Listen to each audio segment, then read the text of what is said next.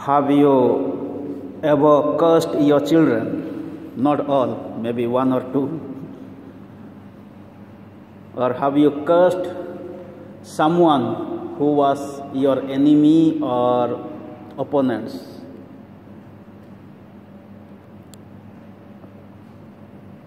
And do you like cursing people? Normally we don't like cursing. We don't curse our children, but sometimes people curse some children because they don't listen, they don't do good. In today's gospel, we find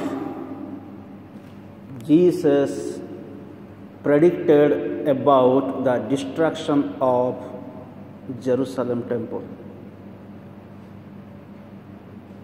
And it is equal to cursing, the curse of Jesus about the Jerusalem temple. And not only about the Jerusalem temple, we find Jesus also cursed the three cities, Capernaum, Chorazin and Bethsaida. When I went to Jerusalem, one of the things struck to my mind about the destruction of Jerusalem temple and those three cities.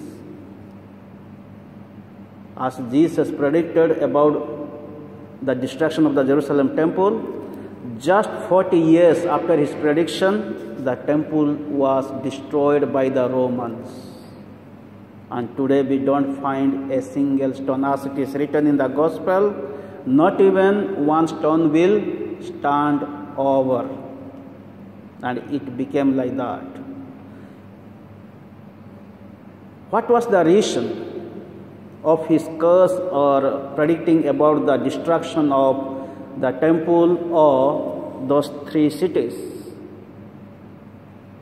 The reason was they rejected the Son of God. They did not obey God's commands. They did not have faith in God. After having seen the miracles of Jesus, after having God's commands in their hands, they completely rejected.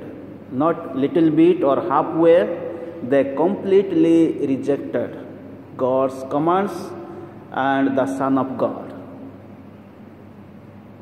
So that is what we find here in today's gospel. Jesus is talking about the destruction of Jerusalem temple and those three cities. So in the same way, if we reject God's command, if we don't believe in God's power, having seen so many miracles like having received our sacraments, sometime we will be also destroyed like that. I don't wish we must be destroyed. I don't curse people. But sometimes it happens. A priest came near to my village. He came to my village, then he was walking through another village. And when he was going through that village, he saw that the small prayer house was desecrated. It was not used for the prayer, but it was used for different purpose. Then the priest was sad and he cursed. He said, "This village will not stand here." And today, when we go through that place, somehow so far not even one house is standing there. It is a beautiful place, but people are there was big village, there were so many houses, the village got burnt and people are not able to stay there. And people also believe that that priest has cursed this place, we should not live here because we may be destroyed also sometime.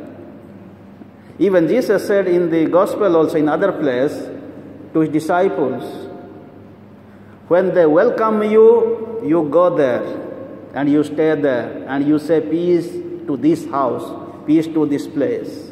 But if they reject you, if they don't welcome you, you come out and shake off your dust of your feet. It is also a kind of rejection. It is also a kind of God's punishment. And I have also witnessed in some people's life, their parents, they have cursed their children because they knew that this children is not good and your life will be miserable in the future, and that has happened also. So that is what is most important in our life is when we go away from God's way, when we don't have faith in God, when we don't keep God's commandments in our lives, then we will be destroyed. This is what, before entering into the promised land, in the farewell speech of Moses, Moses said, if you keep the commandments of God, you will live, you will be prosperous. The moment you disobey God's commandments, you will be destroyed. This is what Moses preached in his last speech to the people. Let us pray in this Mass that we may have strong faith in Jesus. We may always walk in the way of the Lord. We may keep God's commandments, and Jesus is always loving us. And let us experience God's love in our life, and let us follow Jesus closely and keep his new command of love, loving God with all our heart, mind, soul, and strength, and let us love our neighbors as we love ourselves. Thus God will bless us, and God will bless our country.